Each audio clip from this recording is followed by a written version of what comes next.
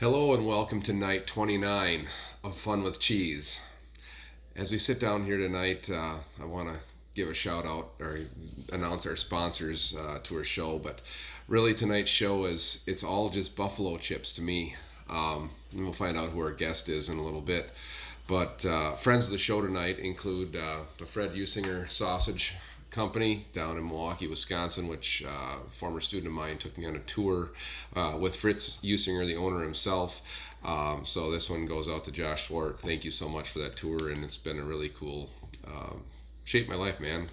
Doing what I did today, we were making sausage in the lab, so I can put it out there for class. And number two, you're looking at the hat. Yes, you can get cheese at Disney World from Wisconsin, but I am running out of hats. So hence, I was looking for a cowboy hat for today's show, but I just figured I'll wear this and talk to it. But in all seriousness, tonight's shout out goes to all the sponsors of the Dairy Drive, helping Auburndale feed community families.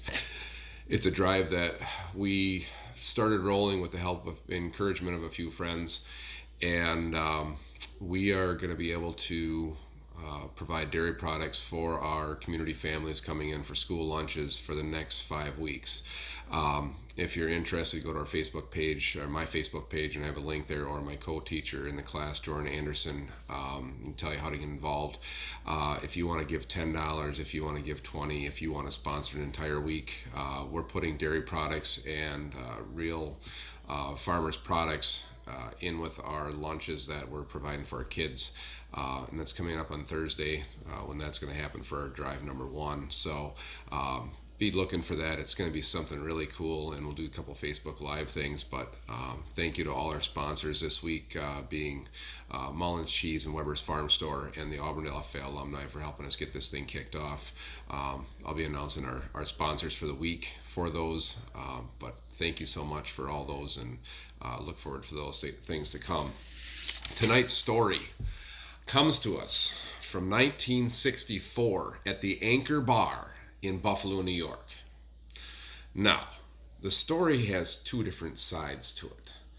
Miss Teresa Bellissimo says that her son, and she had raised a devout Catholic family, and it was Friday night, and her son brought some friends over on Friday nights. We eat fish.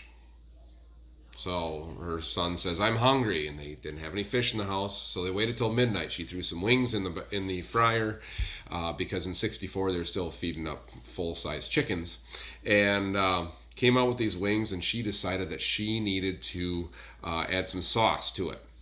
And so she took some butter, some hot sauce, and some Lucy sauce, along with a little bit of garlic powder and some other things, made that up and came up with this sauce that the kids dipped the wings in. Well, it was getting kind of hot, and she's like, oh, we got to figure out a way to calm this. So she took some ranch dressing and some blue cheese, mixed that together and get a blue cheese dressing, and carried that with the celery sticks to help calm the heat of that buffalo chicken wing. So her story goes that her son was hungry, and she decided to make it this way. Now, her husband tells a different story, still with the hunger of her son, but they sent a wrong shipment of the chicken wings instead of chicken breasts or something along those lines. And he had a whole bunch of these sitting in the back corner of the Anchor Bar. Son was hungry, made the wings, had the sauce, and hence the buffalo wing was born. So they had a marketing agent that went out with this sauce then and went out to all the different restaurants. And the buffalo wing was very regional until some of the bigger chains picked it up. And even McDonald's have a buffalo wing that was in 2011 and 2014. They put out a buffalo wing sauce for their chicken tenders that they had. So our guest tonight, now, he could be a wrestler, professional wrestler. You think of it when I heard the name of it, and I was thinking about tonight's show. Or he could have been a John Wayne show. Buffalo Jack is the name. Now, obviously, we have to go back to a previous show, show 15, and talk about Dave Jack and his cheese that he brought out that was very bland, but was very good carrier of flavors. So when we took the Jacks and we started adding peppers and we added blue cheese to it, the obvious selection was here at Nasonville, where I got this guy from, was they took some buffalo powder, which was the hot sauce, the Lucy sauce, some butter, and made that into a powder. And then as the curd is going in for its final stir, we add that powder with the salt, and it coats the curd. And then when they blow it up into the 40-foot tower, it settles down, compacts, and comes out as a 40-pound block. Okay, so then as you can see, all of those curds have a nice, cool little buffalo powder.